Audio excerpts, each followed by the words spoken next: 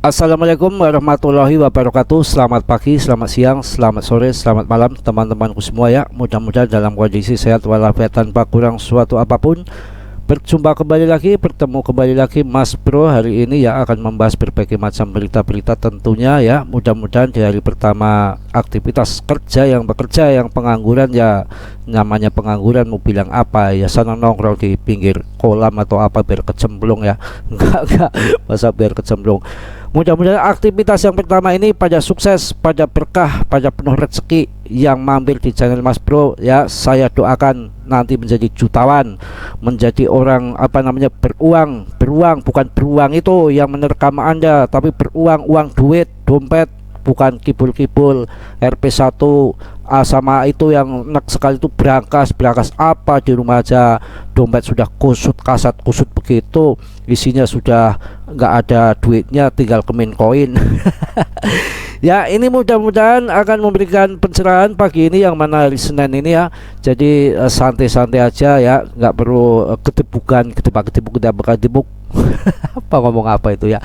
Jadi bahwa keputusan pengadilan gugurkan penolakan SEK terhadap Grayscale, apa yang terjadi, yang namanya biasa tahun politik tahun depan ya, tenang-tenang sekarang aja sudah mulai yang namanya SEK itu sudah diasak-isik, sudah nggak laku lagi di pengadilan, sudah mulai kena belangnya ya, sudah ketahuan belangnya maksudnya ya.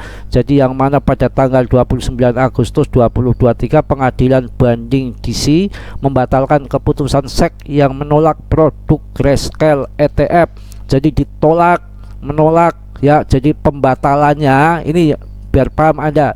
Jadi yang namanya SEK itu membatalkan ya dari produknya Grayscale ETF, tapi pengadilannya menolak ya, dibatalkan keputusannya SEK itu.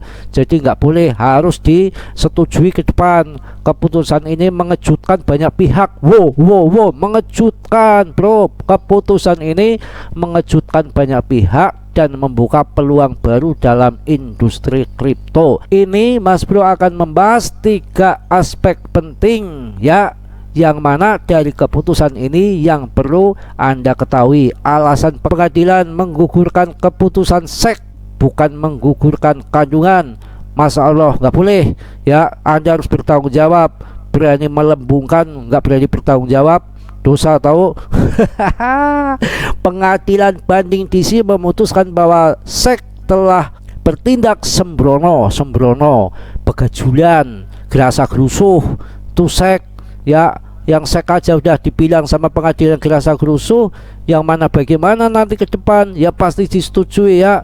Mantap, yang penting ya. Jadi telah bertindak sembrono dan sewenang-wenang, kesewenang-wenangan dalam menolak produk Grayscale ETF. Mantap ya, tenang saja.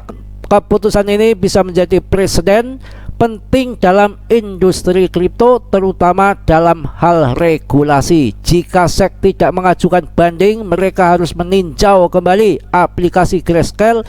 Meskipun ini tidak menjamin persetujuan, ini membuka peluang bagi produk serupa untuk mendapatkan persetujuan di masa depan.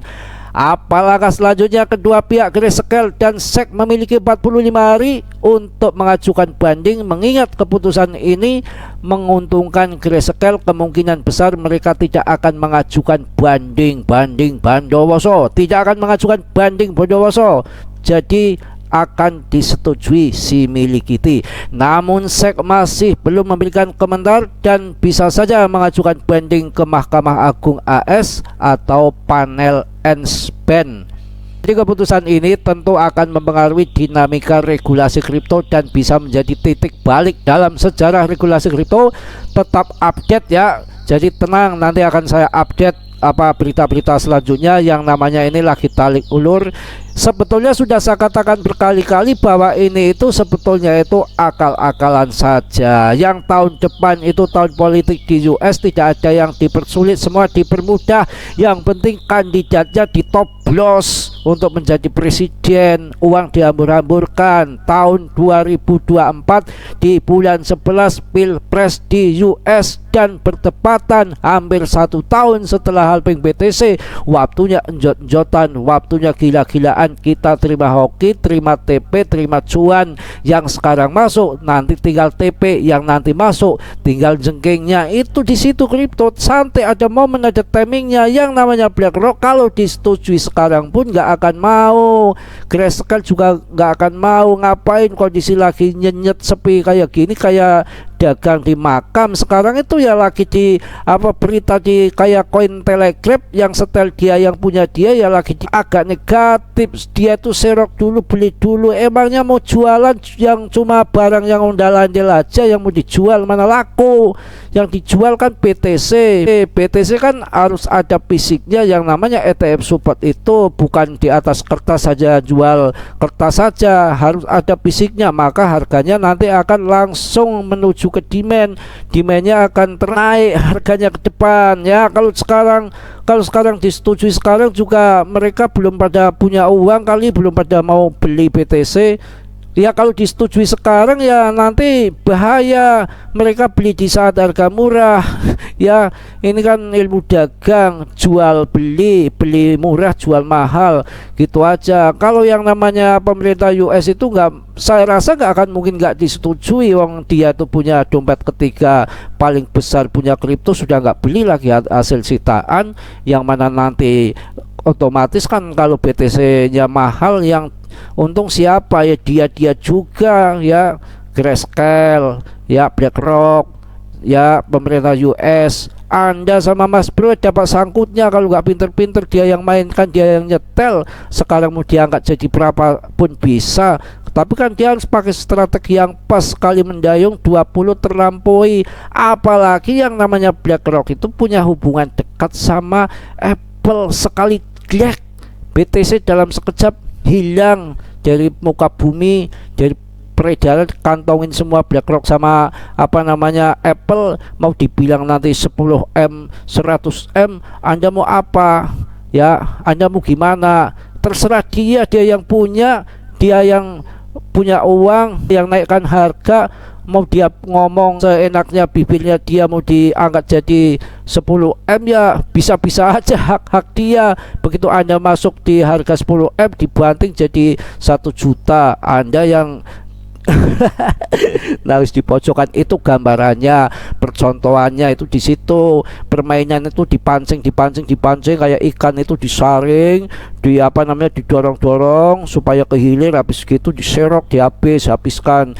Itu sebetulnya seperti itu. Kayak kita tuh digiring di opini bahwa nanti akan mahal, nanti akan ini itu segmen pertama. Tapi nanti orang pada masuk jebret dibanting ya, dia yang untung. Nah ini lagi nanti ada segmen keduanya nanti pas ETF support, pas BTC halving semua masuk ke situ, dia juga akan TP di situ, akan besar-besaran nanti. Kalau enggak TP, bisa dia udah tinggi, orang sudah pada jual, orang pada TP, dia serok lagi saja, sudah nggak akan diturunkan, naik lagi. Akhirnya kita terpancing. Yang tadinya beli murah, setelah halving udah cuan jadi gede ya, setelah itu kok kita TP kok makin tinggi harganya. Ini permainan tingkat tinggi lagi, yang namanya nanti ke depan bisa terjadi seperti itu. Tapi nanti sekali banting terlibat semua, yang Anda tadinya cuan karena masuk lagi jadi Anda gak cuan. Hati-hati, ini permainan pinter-pinter licik semua. Hati-hati ya. Kita lihat saja yang mana di market capnya. Ini hari Senin, santai-santai aja, slow aja, Anda beraktivitas saja. Ini kemarin kan CyberConnect ini ya, saya amati itu udah 1 minggu, tapi saya nggak share kepada Anda, nanti Anda FOMO berat ya. Itu kemarin kenaikannya itu gila-gilaan sampai 30%, 40%. Itu ada 1 minggu bro, ini yang namanya CyberConnect ini. Betul, aduh ini kalau saya share nanti banyak orang FOMO ini. Waduh berat ini apaan ini, naiknya tinggi banget ini, koin-koin yang seperti ini. Tapi kan bukan untuk invest jangka panjang yang ini ya. Ternyata apa yang terjadi ya, sekarang penurunannya 50%. Mau apa Anda? Mampus ya, sudah kemarin beli nggak di TP, nunggu apa namanya menghalu jadi cuan jutawan, nggak taunya Anda belum TP sudah dibanting lagi 50%, habis Anda kayak rujali mati berdiri Anda juga. Ini sekarang kalau mau masuk silakan nih, SIBA VPP ini ada lagi, sudah ada PP, sudah ada SIBA, ini tambah lagi rakus, dua-duanya nama itu jadikan satu buat dia semua, biar orang pada terbelintur, biar orang pada terpancing. Ngapain beli PP ngapain beli Shiba, sekalian aja beli ada merek dua-duanya, merek Shiba sama merek PP jadi satu. Saya ini contohnya ini merek Shiba VPP naiknya 118% bro. Anda masuk silakan, 1 minggu nanti harganya bertahan nunggu cuan. Anda belum TP-TP ya, setelah 1 minggu lewat 1 hari jebret dibantingnya 50%, uang 10 juta Anda tinggal 5 juta, nangis di pojokan, nggak TP, masih rugi, ngapain TP, saya aja masih rugi 10 juta jadi 5 juta, tambah hancur lagi. Kala-kala ada duitnya jadi 2 juta, makin dalam mau TP udah makin males, sangkutnya sudah makin banyak, nanti aja, lama-lama habis Anda. Nah ini kayak ini Chipper Connect ini kan kemarin saya perhatikan udah beberapa hari yang lalu, hampir 1 minggu ini kenaikannya gila banget ini. Habis itu dibanting pindahnya ke Shiba PP. Ini orang yang bodoh masuk ke Shiba PP karena apa? Masuk Shiba ya nanti jadi beli Shiba uang lagi, masuk PP nanti jadi beli PP uang lagi, double uang dong. Mau beli kok PP sama Shiba jadi kebanyakan uang, harusnya uang 10 juta, kalau mau beli Shiba sama PP jadi uang 20 juta. Sekalian aja masuk di merek ini yang dua-duanya ada Shiba sama PP. Ini untuk orang yang bodoh bercanda ya. Nah ini ada merek Shiba sama PP. Pokoknya di sini penuh dengan spekulasi, penuh dengan intrik politik, penuh dengan perdagangan. Perdagangan itu tidak mengenal haram halal, yang mana siapa besok yang harus saya caplok, ibaratnya harimau yang lapar seperti itu. Kalau Anda orang yang sangat lugu kayak apa namanya Rojali, lugu orang desa koper tapi duitnya banyak, tiba-tiba mendengar tutorial yang RP1 yang Binance yang bisa jutawan-jutawan secara mendadak, Rojali pun akan goyah imannya, tiba-tiba jual kerbau sapi, masukkan ke meme coin, tiba-tiba meme coin itu rakul seperti Bob Doge sama Sinja. Maka Rojali ngambil selendang digantung di pintu, tiba-tiba lidahnya melet, kakinya sudah gantung. Aduh, mau ketawa jadi Mas Bro. Begitu ya. Ini kan BTC saatnya untuk masuk, harganya katanya mau turun lagi Mas Bro, mau dibanting lagi, ya bodoh amat urusan Anda. Mau turun lagi saya serok lagi, turun saya serok lagi. Kalau BTC penurunan berapa saya nggak yakin ke bottom lagi, ke bawah lagi kayak bear market kemarin, nggak mungkin. Tetap pasti ada yang serok, ini murah, ini ada yang serok. Lain dengan meme coin, sudah serok turun lagi, serok lagi turun lagi, serok, lama-lama seroknya habis duitnya habis, turunnya makin dalam. Yang namanya meme coin kayak Breeze saja kemarin, Binance mau disogok, mau dikasih berapa triliun apa namanya koin Breeze, kalau mau bisa listing di situ enak saja. Prosedur Binance bukan seperti itu. Itu artinya depthnya itu bisa ngambil koin, bisa nyolong koin, bisa mindah-mindahkan koin ke dompet manapun. Bahaya sekali yang modal seperti itu. Tapi masih ada aja orang yang nggak ngerti ya, masih komplain aja ketika Mas Bro membahas meme coin itu ya, Breeze terutama ya. Itu di situ kemarin udah saya jelaskan, yang banyak sekali yang minta OP sama ARP lah. OP sama ARP itu barangkali nanti modelnya kayak apa namanya Kuan. Ya Kuan itu kan dulu 20.000 tahun 2018, tiba-tiba loncat jadi 5 juta. Kan nggak luar biasa itu. Banyak orang kaya mendadak itu benar dari kripto, tapi memang tahu momen, tahu timing, keberuntungan juga. Nah kalau sekarang Anda masuk di OP sama ARP, baru kemarin sore sudah ngomong nanti berapa harganya, kapan cuan, Anda jauh dari invest kripto, jualan tempe aja Anda. Itu salah kalau begitu. Itu kecuali Anda trading, ya naik turun itu pun nggak gampang. Tradingnya di BTC yang apa namanya demandnya kuat, ketika Anda jual ada yang beli lah. Kalau Anda tradingnya di Breeze, Anda mau TP nggak ada yang beli, makin turun, itu namanya Anda nampani pedang jatuh, golok jatuh. Kalau pisau terlalu kecil ya di situ ya, paham ya. Jadi saya rasa cukuplah untuk pagi ini untuk sedikit ngebanyol. Yang penting kan memberikan edukasi yang benar, hindari meme coin, banyak belajar, masuk koin yang mantap-mantap ya.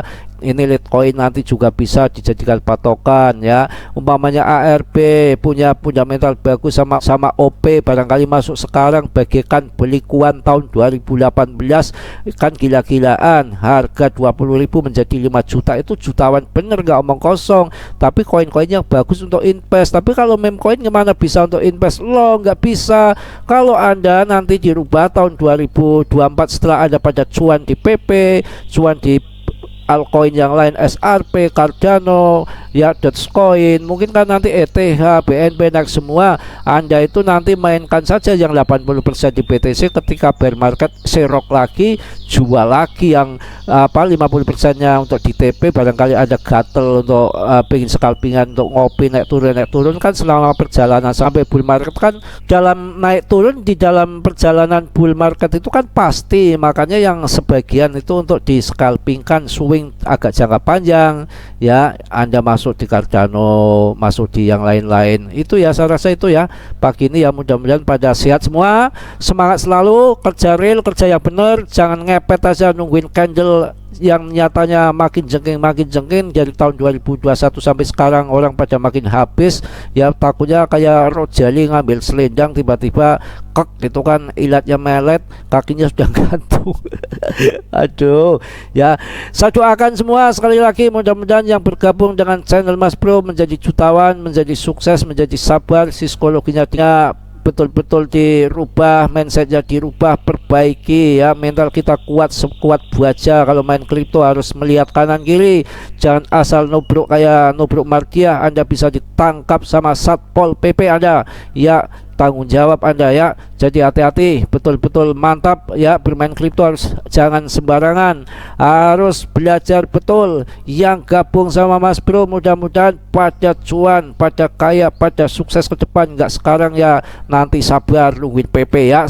Saya rasa itu aja ya. Mohon maaf yang sebesar-besarnya. Yang namanya Mas Bro manusia biasa, banyak salah, banyak dosa, itu pasti. Yang sempurna itu hanya milik Allah Subhanahu wa Ta'ala. Yang positifnya Anda ambil, yang buruknya Anda tendang ya. Mudah-mudahan sehat selalu tanpa kurang suatu apapun. Salam Mas Bro dari Tegal. Wassalamualaikum warahmatullahi wabarakatuh.